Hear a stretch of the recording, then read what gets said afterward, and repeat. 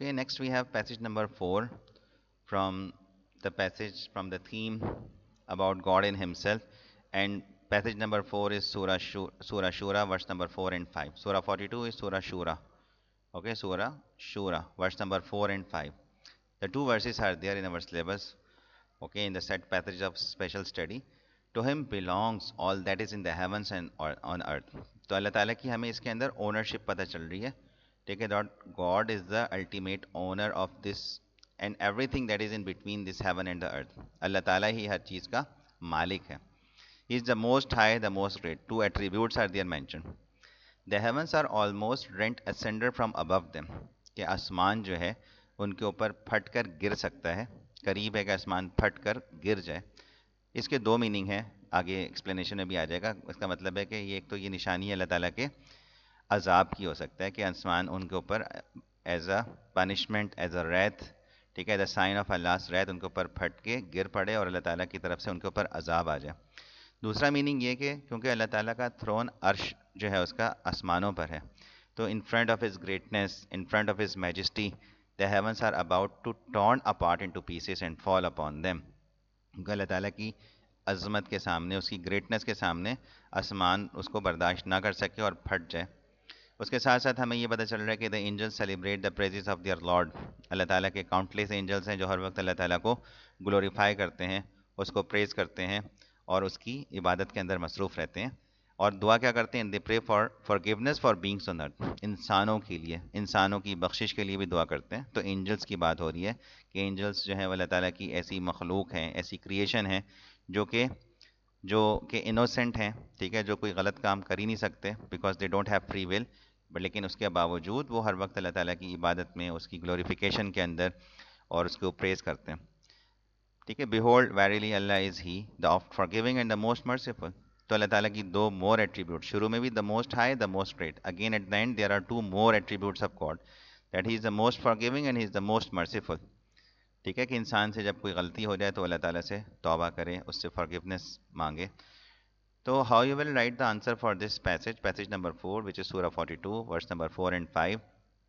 In part A, when you have to explain the main theme of the passage, तो आपने बताने के main theme of these two verses of Surah Shura वो क्या है? अल्लाह in himself. सबसे पहले आपको मेन थीम आइडेंटिफाई करना ज़रूरी है. ठीक है, फिर हमें क्या पता चल रहा है? It describes Allah's ownership of everything, that God is the sole owner and the creator of everything and whatever is in between them, he created them. आयतुल कुर्सी के अंदर भी इसी बात को है ना, लहू मा फिस समावाति व मा फिल अर्ज, his are all things in the heavens and on earth. ठीक है, फिर आगे बात हो रही है his majesty and greatness is being confirmed. It further mentions that heavens are almost torn apart, कि आसमान फट जाए ड्यू टू हिज ग्रेटनेस. एक वजह क्या हो गई? उसकी ग्रेटनेस की वजह से अबव देम. और दूसरी वजह क्या हो सकती है? It may be a sign of his wrath, Allah ताला के गुस्से और अजाब की तरफ इशानी है. Because people they are committing शिरक एंड शिरक इज एन अनपार्डनेबल सिन. इस वजह से अल्लाह ताला के अजाब की वजह से, ठीक है, आसमान उनके ऊपर फट के गिर पड़े. फिर साथ साथ अल्लाह ताला की मर्सी को भी पता चल रहा है. ठीक है, more over the passage mentions his countless angels because angels they pray for the guidance and the forgiveness of the humans on earth. ठीक है, the mention of his mercy and his forgiveness shows how much forgiving he is despite of sinful activities of the people. So God is very much kind, he is very much merciful and forgiving. ठीक है, this attribute is frequently mentioned and this tells Muslims that when they commit any sin, so they are required to turn towards him for his forgiveness. In part B, explain the importance of this theme in Muslims life today. अब आज हम इसको कैसे implement कर सकते हैं, हमारे लिए इसकी क्या अहमियत है मुसलमानों के लिए. ठीक है, तो importance is that God tells human kind of his power and control over everything. तो जब अल्लाह ताला ने अपनी पावर और अथॉरिटी शो की है तो मुसलमानों को क्या करना चाहिए?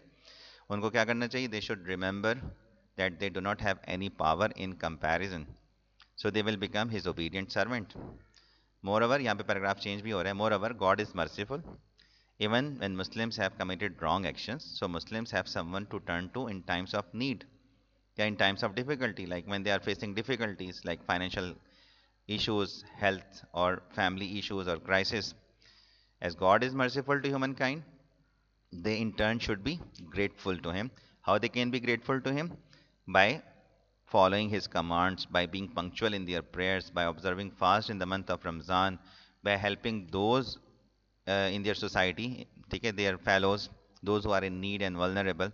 So this is how we can be grateful, okay, to God, by helping those and by being obedient to Him. And also try to be forgiving of others, even if they had been hurt or injured. ठीक है, किसी ने आपको बुली किया है, किसी ने आपके साथ कोई नुकसान किया है, तो since God is merciful and God also wants humankind to be merciful, ठीक है, तो Muslims should also show kindness and mercy to their fellows too. तो दिस इज हाउ आप पैसेज नंबर 4 जो था सूरह शूरा वर्स नंबर 4 एंड 5 को इसका आंसर इस तरीके से लिखोगे.